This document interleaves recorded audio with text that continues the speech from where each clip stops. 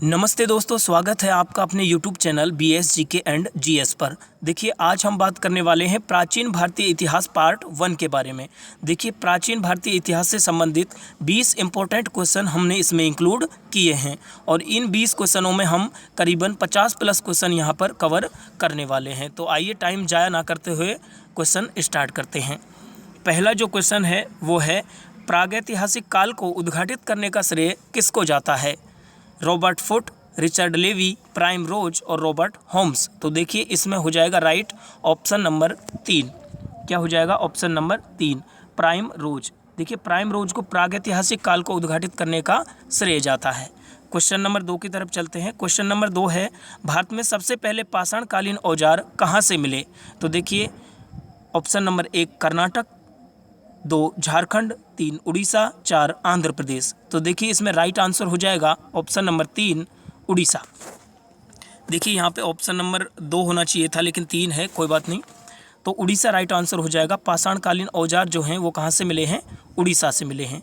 देखिए, 1842 ईस्वी में कर्नाटक रायचूर के लिंगसुगर से सबसे पहले पाषाणकालीन औजार प्राप्त हुए थे। तो आपको बात याद रखनी है, इसमें 1842 में कहाँ से प्राप्त हुए हैं? कर्नाटक के रायचूर के लिंगसुगर से सबसे पहले पाषाणकालीन औजार प्राप्त हुए हैं। ठीक है, अगले क्वेश्चन की तरफ चलते हैं। अगला क्वेश्चन है, आदि मानव ने सर्वप्रथम किस हथियार का प्रयोग किया? तो देखिए, ऑप्शन नंबर 1 फलक, ऑप्शन नंबर 2 छुरा, ऑप्शन नंबर 3 तलवार, ऑप्शन नंबर 4 हस्त कुठार। तो देखिए, इसमें राइट आंसर हो जाएगा ऑप्शन नंबर 4 हस्त कुठार। देखिए, हस्त कुठार जो होता है एक पत्थर का बना हुआ एक हथियार होता है, जो कैसा होता है? वो ऐसा होता है। देखिए, ऐसा होता है। ठीक है, तो आगे चलते हैं। अगला क्वेश्चन जो है वो है हमारा, हस्त कुठार को खोजने का श्रेय किसको जाता है? देखिए, हस्त कुठार जो है उसको खोजने का श्रेय जो जाता है, ऑप्शन नंबर 1 प्राइम रोज, रॉबर्ट ब्रस, कनिंघम और रॉबर्ट प्रिंस। तो देखिए, इसका जो श्रेय जाता है वो जाता है किसको? रॉबर्ट ब्रस को। किसको जाता है? रॉबर्ट ब्रस को। ऑप्शन नंबर 2 इसमें राइट आंसर हो जाएगा। अब देखिए, आप याद रख सकते हो कि जैसे हम सुबह सुबह उठ के अपने हाथ में क्या लेके? ब्रश लेके, और क्या करते हैं? सुबह सुबह मंजन करते हैं या कोलगेट करते हैं। तो देखिए, हस्त कुठार को जो खोजने का श्रेय जाता है वो जाता है रॉबर्ट ब्रुस को। तो सुबह सुबह उठ के हम अपने हस्त हाथ से उठाकर क्या करते हैं? ब्रुश करते हैं। ठीक है, अगले प्रश्न की तरफ चलते हैं। देखिए, इसमें कुछ इंपॉर्टेंट फैक्ट यहाँ पर इंक्लूड किया हुआ है। 1853 ईस्वी में कर्नाटक के पलवर नामक स्थान से रॉबर्ट ब्रस फुट ने हस्त कुठार को खोजा था। कहाँ से? कर्नाटक से। कर्नाटक से मिला है और इसकी खोजकर्ता कौन है? Robert brush foot. कौन सा हथियार है? हस्त कुठार। सर्वप्रथम मानव ने यानी आदि मानव ने इसका प्रयोग किया था। ठीक है, आगे चलते हैं। अगला क्वेश्चन है, आदि मानव सर्वप्रथम आग से परिचित किस काल में हुआ था?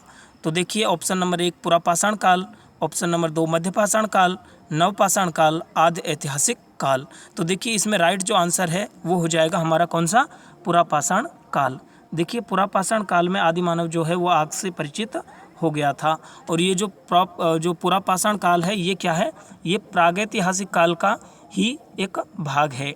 देखिए, प्रागैतिहासिक काल में हथियारों के आधार पर, देखिए, जो पत्थर के हथियार होते थे, जो पाषाण के हथियार होते थे, उनके आधार पर इसको प्रागैतिहासिक काल को 3 भागों में बांटा गया था। पुरापाषाण काल, मध्यपाषाण काल और नवपाषाण काल। तो सबसे पहले पुरापाषाण काल में आदि मानव आग से परिचित हो गया था। ठीक है, आगे चलते हैं। देखिए, इसमें कुछ इंपॉर्टेंट फैक्ट इंक्लूड किए हुए हैं। इसमें क्या दिया हुआ है? आदि मानव जो है वो आग से परिचित पुरापाषाण काल में हो गया था, लेकिन उसका जो व्यापक प्रयोग है वो नवपाषाण काल में किया था। कब किया था? नवपाषाण काल में। तो अगर आपसे क्वेश्चन पूछे कि आदि मानव कब परिचित हुआ था, तो वो हुआ था पुरापाषाण काल में, लेकिन उसका व्यापक प्रयोग कब किया था? नवपाषाण काल में। ठीक है, आगे चलते हैं।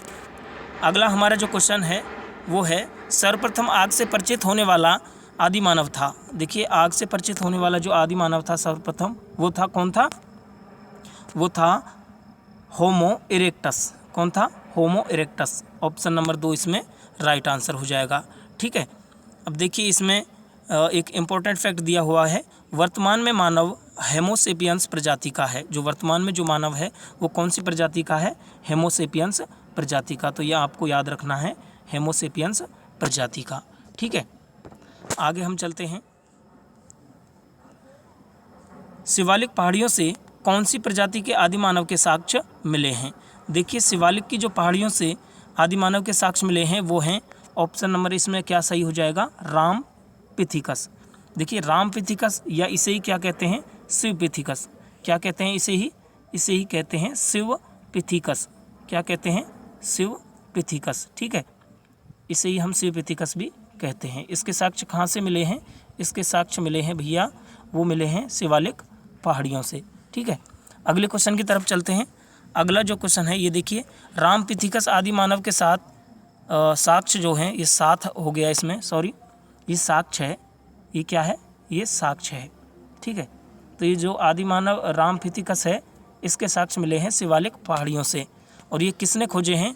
ये खोजे हैं देखिए रिचर्ड लीवी ने। किसने खोजे हैं? रिचर्ड लीवी ने। कब खोजे हैं? 1924 ईस्वी में। ठीक है, अब हम आगे चलते हैं। देखिए अगला जो क्वेश्चन है वो है भीमबेटका गुफा कहाँ स्थित है? देखिए ये कई बार क्वेश्चन पूछा भी गया है और कई बार इसमें कंफ्यूज भी होते हैं विद्यार्थी। तो देखिए इसमें हम बात करते हैं भीमबेटका जो गुफा है ये है मध्य प्रदेश में। कहाँ है? मध्य प्रदेश में। देखिए कई बार क्या है ऐसे कंफ्यूज हो जाते हैं। महाराष्ट्र में जो है वो क्या है, अजंता एवं एलोरा की गुफा है। क्या है? अजंता एवं एलोरा की गुफा। वो कहाँ है? वो हैं महाराष्ट्र में। ठीक है, तो आगे चलते हैं। भीमबेटका की जो खोज है वो किसने की थी? अगला क्वेश्चन है हमारा क्वेश्चन नंबर 9, भीमबेटका की खोज किसने की थी? Doctor primrose, Vishnudhar Wakankar, John Marshall और ए कनिंघम। तो इसमें ऑप्शन नंबर 2 राइट हो जाएगा, वो है विष्णु श्रीधर वाकणकर। इन्होंने इसकी खोज की थी। कब की थी? 1957 में। कब की थी? 1957 में। ठीक है, आगे हम चलते हैं। देखिए इसमें यहाँ पर इफेक्ट है, खोज 1957 में विष्णुधर वाकणकर ने की थी। और देखिए भीमबेटका से 642 शैलाश्रय प्राप्त हुए हैं। कितने शैलाश्रय प्राप्त हुए हैं? 642। 1957 में विष्णुधर वाकणकर ने की थी। ठीक है, और इसमें क्या है? इसमें है शैल चित्र। ठीक है, और इसमें है चैत्य और विहार। ठीक है, क्वेश्चन नंबर 10 है, किस काल में आदि मानव ने समूह में रहना प्रारंभ किया था? तो आदि मानव ने किस काल में समूह में रहना प्रारंभ किया था? पुरापाषाण काल, मध्यपाषाण काल, नवपाषाण काल और आदि ऐतिहासिक काल। देखिए समूह में आदि मानव ने रहना स्टार्ट किया था मध्यपाषाण काल में। कब किया था? मध्यपाषाण काल में समूह में रहना प्रारंभ किया था। देखिए इस काल में आदि मानव ने सर्वप्रथम श्वान यानी कुत्ते को पालतू बनाया था। कब? जो मध्यपाषाण काल है उसमें इसने कुत्ते या श्वान को पालतू बनाया था आदि मानव ने। ठीक है, आगे हम चलते हैं। अगला जो क्वेश्चन है वो है पहिए का आविष्कार एवं मृद भांडों का निर्माण आदि मानव ने किस काल में किया था? ठीक है, किस काल में किया था? तो देखिए पहिए का आविष्कार और मृद भांडों का निर्माण आदि मानव ने किस काल में किया था? वो किया था भैया नवपाषाण काल में। किस काल में? नवपाषाण काल में मृद भांड, क्या मृद भांड और पहिए का आविष्कार किया था। किसका आविष्कार किया था? पहिए का आविष्कार। ठीक है, तो आपसे क्वेश्चन पूछे मृद भांड और पहिए का आविष्कार कब किया था? तो वो किया था नवपाषाण काल में। ठीक है, देखिए धातु के रूप में सर्वप्रथम तांबे का प्रयोग किया एवं खाना पकाकर खाने लगा। कब? नवपाषाण काल में। ठीक है, आगे चलते हैं। अगला हमारा जो क्वेश्चन है, स्थायी बसावट के साक्ष्य कहाँ से प्राप्त हुए हैं? देखिए स्थायी बसावट के जो साक्ष्य प्राप्त हुए हैं, ये साक्ष्य है, थोड़ी टाइपिंग में मिस्टेक हो गई, ये साक्ष्य है। तो स्थायी बसावट के जो साक्ष्य हैं वो कहाँ से प्राप्त हुए हैं? वो प्राप्त हुए हैं हमें मेहरगढ़ से। कहाँ से प्राप्त हुए हैं? मेहरगढ़ से। और ये मेहरगढ़ कहाँ है? देखिए ये मेहरगढ़ है पाकिस्तान में। कहाँ है? पाकिस्तान में। ठीक है, अगले क्वेश्चन की तरफ चलते हैं। क्वेश्चन नंबर 13 है, पशुपालन के प्राचीनतम साक्ष्य कहाँ से प्राप्त हुए हैं? देखिए पशुपालन के जो साक्ष्य प्राप्त हुए हैं प्राचीनतम, वो हमें प्राप्त हुए कहाँ से? बागौर से। ठीक है, कहाँ से प्राप्त हुए? बागौर से। और ये बागौर कहाँ है? ये राजस्थान के भीलवाड़ा ज़िले में है। बागौर कहाँ है? राजस्थान के भीलवाड़ा ज़िले में पशुपालन के प्राचीनतम साक्ष्य यहाँ से प्राप्त हुए हैं। ठीक है, क्वेश्चन नंबर 14 आ जाता है, गर्तावास या भूमिगत निवास के नवपाषाण काल के साक्ष्य कहाँ से मिले हैं? यानी कि अंडरग्राउंड के जो अंडरग्राउंड निवास है उसके हमें कहाँ से साक्ष्य मिले हैं? तो देखिए ये साक्ष्य हमें जम्मू कश्मीर से मिले हैं। ठीक है, और ये जम्मू कश्मीर में कौन सा स्थान है? ये है जम्मू कश्मीर का बुर्ज होम। देखिए ऑप्शन नंबर 1 कोल्डी हवा, लोथल, मेहरगढ़ और बुर्जहोम। तो ऑप्शन नंबर 4 इसमें राइट हो जाएगा। क्या? बुर्जहोम। देखिए बुर्जहोम जो है वो कहाँ स्थित है? जम्मू कश्मीर में स्थित है। यहाँ से अंडरग्राउंड यानी कि गर्त निवास के क्या मिले हैं? साक्ष्य मिले हैं। अगला क्वेश्चन हमारा आ जाता है, धान की खेती के प्राचीनतम साक्ष्य कहाँ से मिले हैं? देखिए धान की खेती के जो प्राचीनतम साक्ष्य हैं वो हमें मिले हैं कहाँ से? कोल्डी हवा से। ठीक है, तो इसमें ऑप्शन नंबर क्या हो जाएगा? 2 राइट हो जाएगा। ठीक है, थोड़ा टाइम का मैनेजमेंट देखते हुए, ज़्यादा टाइम ना लगे इसलिए मैं थोड़ा जल्दी आपको बता रहा हूँ, तो आप जल्दी जल्दी देखते रहें। ठीक है, तो इसमें ऑप्शन नंबर क्या हो जाएगा? 2 कोल्डी हवा। और ये कोल्डी हवा कहाँ है? ये है यूपी में। ठीक है, कहाँ है? यूपी में। ठीक है, अब कोई भी जो इससे संबंधित इफेक्ट है वो नीचे है। कोल्डी हवा इलाहाबाद उत्तर प्रदेश में है। कहाँ है? इलाहाबाद उत्तर प्रदेश में। क्या मिले हैं? सबसे पहले धान की खेती के साक्ष्य मिले हैं। ठीक है, क्वेश्चन नंबर 16 है, जले हुए चावल के साक्ष्य कहाँ से मिले हैं? देखिए जले हुए जो चावल के साक्ष्य हैं वो यहाँ पर ऑप्शन हमें दिया गया है मोहनजोदड़ो, हड़प्पा, कालीबंगा और लोथल। तो ऑप्शन नंबर 3 इसमें राइट हो जाएगा। कालीबंगा से हमें जले हुए चावल के साक्ष्य मिले हैं। और ये कालीबंगा कहाँ है? ये है हनुमानगढ़ राजस्थान में। ठीक है, बागो और भीलवाड़ा राजस्थान में था और कालीबंगा हनुमानगढ़ कहाँ है? राजस्थान में। ठीक है, अगला क्वेश्चन है हमारा क्वेश्चन नंबर 17, प्राचीनतम कृषि बस्ती कहलाती है? देखिए जो प्राचीनतम कृषि बस्ती है वो कहलाती है हमारी पाकिस्तान में है एक, क्या है? मेहरगढ़। ठीक है, तो ऑप्शन नंबर 3 इसमें हो जाएगा राइट। मेहरगढ़ जो है कृषि बस्ती कहलाती है। कृषि बस्ती के साक्ष्य मेहरगढ़ पाकिस्तान से मिले हैं। ठीक है, अगले क्वेश्चन की तरफ चलते हैं। देखिए शीर्ष पर पशुओं का चित्रण व अधोमुखी कमल की आकृति होती है। देखिए शीर्ष पर पशुओं का चित्रण व अधोमुखी कमल की आकृति जो होती है वो किसमें होती है? शिलालेख, स्तंभलेख, अभिलेख या प्रशस्ति। तो देखिए ये कहाँ होती है? ये होती है स्तंभलेख में। किसमें होती है? स्तंभलेख में। तो देखिए मैं आपको बता दूं, स्तंभलेख जो है वो इस प्रकार का होता है। ठीक है, स्तंभलेख किस प्रकार का होता है? इस प्रकार का होता है। ठीक है, और इस पर जो है वो अधोमुखी कमल की क्या होती है? आकृति होती है। ठीक है, आकृति होती है इस पे और पशु का चित्रण किया जाता है। क्या किया जाता है? यहाँ पे पशु का चित्रण किया जाता है। इसके शीर्ष पर होती है ये। ठीक है, तो आगे हम चलते हैं क्वेश्चन नंबर 19 की तरफ। फसल के रूप में आदि मानव ने सर्वप्रथम किसका प्रयोग किया? देखिए फसल के रूप में जो आदि मानव ने सर्वप्रथम प्रयोग किया था वो किया था, किसका किया था? वो किया था रागी का। ठीक है, तो इसमें रागी बिल्कुल राइट आंसर हो जाएगा, ऑप्शन नंबर 3।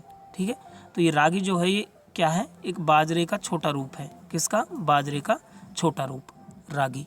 ठीक है, देखिए रागी बांधने का छोटा स्वरूप होता है। देखिए ये गलत हो गया है यहाँ पे, ऐसा कुछ नहीं है। ये जो रागी है ये बाजरे का छोटा स्वरूप होता है। किसका होता है? बाजरे का होता है। ठीक है, टाइपिंग में थोड़ी मिस्टेक हो गई, आप याद रखें बाजरे का एक छोटा स्वरूप होता है रागी। ठीक है, और हमारा जो लास्ट क्वेश्चन है वो है अजंता एवं एलोरा की गुफाएं स्थित हैं। देखिए अजंता एवं एलोरा की गुफाएं कहाँ स्थित हैं? ऑप्शन नंबर 2 महाराष्ट्र में। ठीक है, ये अजंता एवं एलोरा की गुफाएं औरंगाबाद महाराष्ट्र में स्थित हैं और ये जो है शैलाश्रयों एवं शैल चित्रों के लिए प्रसिद्ध हैं। यहीं पर क्या है? यहीं पर होते हैं चैत्य और विहार, जो बौद्ध भिक्षुओं के होते हैं चैत्य और विहार। ठीक है, क्या होते हैं? चैत्य और विहार, चैत्य व विहार, ये क्या होते हैं? देखिए जो चैत्य होता है वो तो होता है बौद्ध भिक्षुओं का पूजा स्थल। ठीक है, और जो विहार होता है वो होता है उनका रहने का स्थान, निवास स्थान। ठीक है, तो आप याद रखें। अब देखिए हमारे 20 क्वेश्चन कंप्लीट हो गए और जो भी इनसे संबंधित इफ़ेक्ट थे वो हमने इसमें इंक्लूड किए हैं।